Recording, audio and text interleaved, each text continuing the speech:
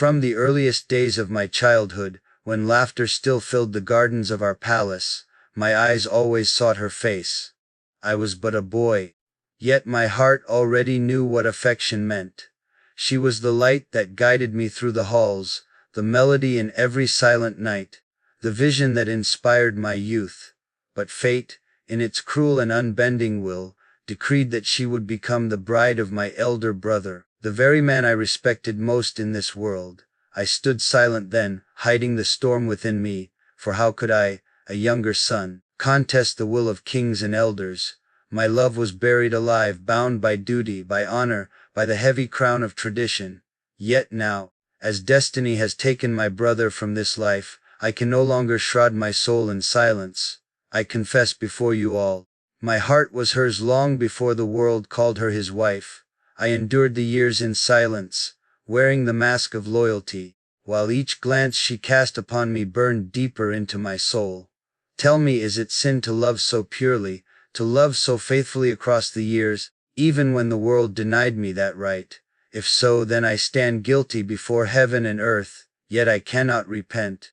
For this love is not a fleeting fire, but the very blood that keeps me alive. No, my younger brother rises, demanding her hand, speaking of his claim, his desire, his rights, as though the heart of a woman were a trophy to be won by quarrel. But I say to him, this is no game of inheritance, no petty rivalry of younger sons. This is the truth of my existence, the marrow of my soul. She was, and remains, the only woman I have ever loved, and I would sooner surrender crown, throne, and kingdom than surrender her to another man's embrace. Do not think, my lords, that this confession is born of ambition. No, this is not the hunger of a man who seeks to strengthen his claim through marriage. This is the voice of a man who has blood in silence, who has obeyed in silence, who has mourned in silence while the one woman who completes him has been taken from him again and again by fate. If love is a crime, then crown me the greatest of criminals, for my heart has worshipped her since the first day I knew what love was. Let the court murmur, let tongues wag, let the whispers of scandal shake the pillars of this palace. I care not, for I have lived too long as a prisoner of duty, while my soul cried for freedom. Today I stand as a man, not as a prince, not as a brother, not as a son of kings. Today, I speak as the man who has loved her from boyhood, the man who has guarded his love as a secret flame through endless nights. And I will not, I cannot, allow her to be given away to another, as though she were a piece of inheritance passed from hand to hand. So let it be written in the memory of this court, I, the crown prince, loved my brother's wife long before she wore his ring, and now, with him gone to the silence of eternity, I will not deny my love any longer. She is not a prize for which brothers must duel. She is the very reason I live, and I will fight heaven and earth if I must, but I will not surrender her to anyone. Brother, you stand before me with fire in your eyes, claiming that the widow of our elder deserves to be yours now. You speak of rights, of chance, of destiny, as though she were some vacant throne waiting to be seized. But I tell you this with all the weight of my crown, love cannot be measured in claims, it cannot be fought over like spoils of war, it cannot be dictated by younger ambition. You were but a child when I first knew her, when my eyes first trembled upon her smile. While you were chasing shadows in the garden, my heart was learning to bow before her presence. My love is not a sudden hunger born of opportunity, it is a devotion older than your claim, deeper than your understanding. Do you think you can rival years of silent suffering with a single declaration of desire? No, brother. You do not know what it is to love her as I have loved her. And to this court I say, judge me if you must. Say that I am wicked for confessing my soul after my brother's passing. Say that I have betrayed blood and memory. But know this, I remained silent when duty demanded it. I stood aside when my father commanded her marriage to my elder brother. I swallowed every scream of my soul when I watched her walk down the aisle to another man. I played the dutiful brother, the obedient son, while every corner of this palace echoed with her laughter that did not belong to me.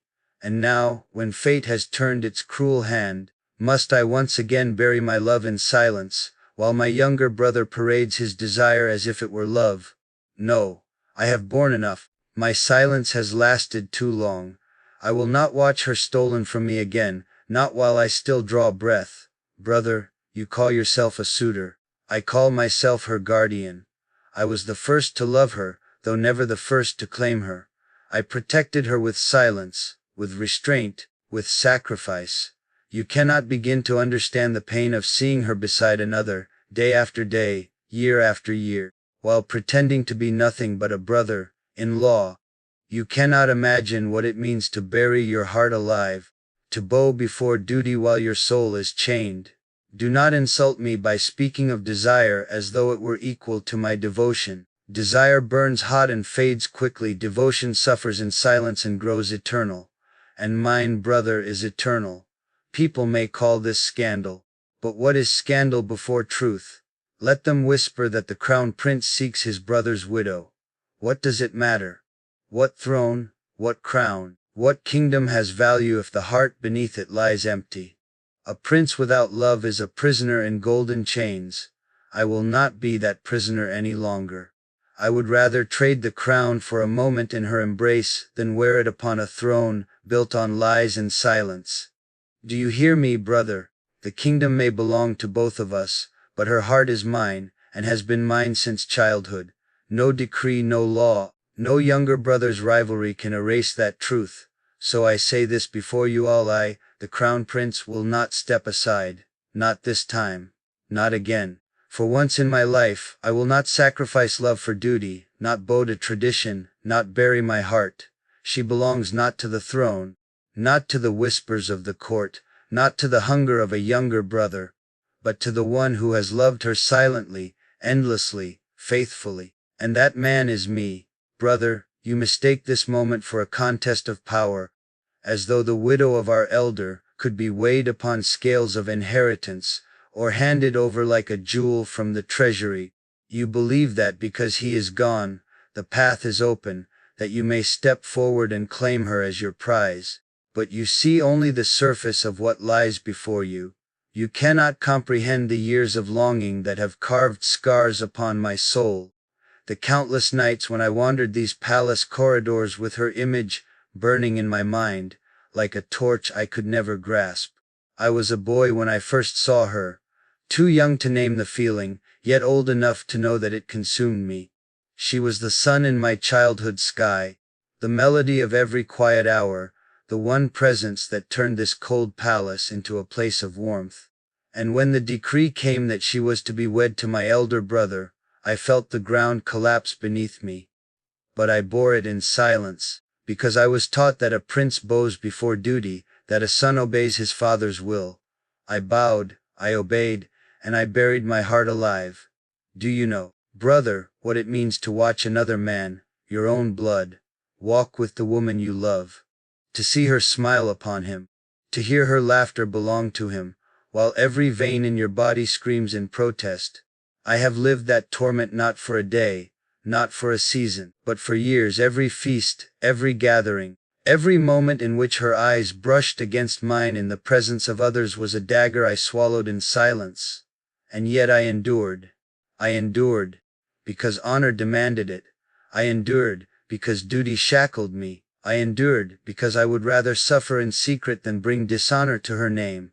That, brother, is the difference between us. You come now speaking of desire, but desire is shallow. It is the hunger of a moment. Love, true love, is patient, enduring, willing to suffer endlessly in silence, rather than bring pain to the beloved. That has been my burden, and I have carried it faithfully. So hear me now, brother, and all who bear witness. If she should choose you, I will bow my head before her, and before the gods, though it will tear the soul from my chest.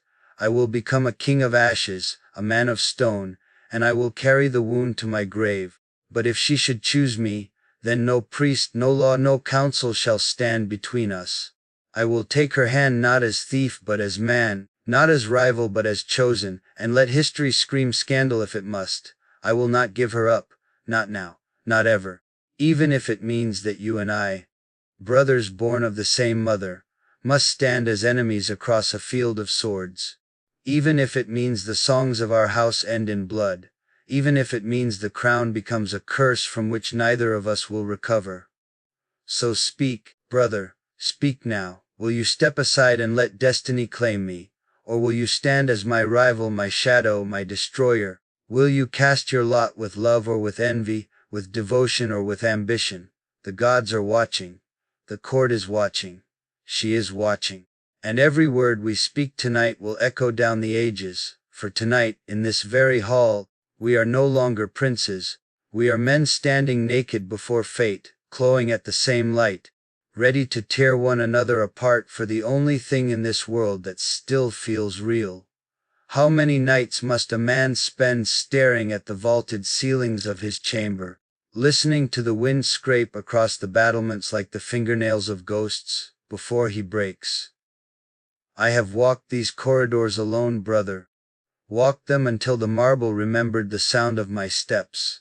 I have stood at the door of her chambers and heard her weep, silent as a shadow, my hand raised to knock but my will too weak to follow through.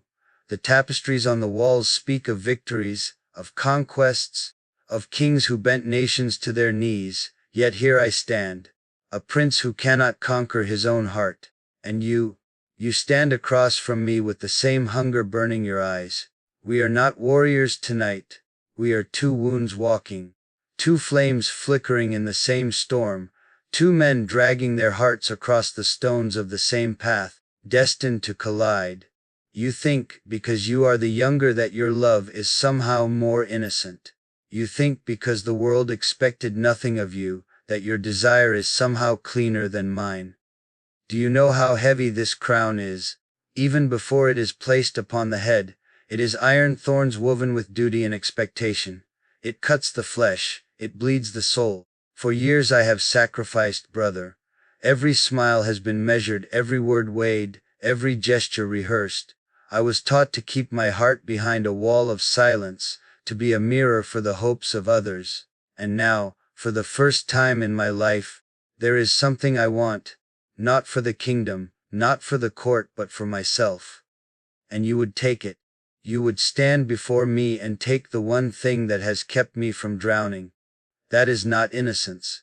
That is cruelty dressed as love. I have tried to bury it. Gods know I have tried. I have prayed until my knees bled against cold stone. I have whispered my brother's name like an oath to keep myself from falling. I have stood before altars, swearing to be loyal, swearing to be just. But each time she enters the hall, her veil brushing the marble, her perfume lingering in the air, like a memory of spring in the dead of winter, my resolve shatters. She does not even see what she has done to me. Perhaps she does and is too kind to speak it. But I am undone. She is the last light in a life that has been nothing but corridors of shadow. She is the only face in a crowd of masks. She is the only sound in a palace of echoes. Without her this throne is a coffin.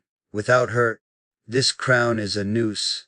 And still, I hear our brother's voice. I hear it in the banners that crack in the wind above the towers. I hear it in the rustle of the priest's robes. I hear it in my sleep.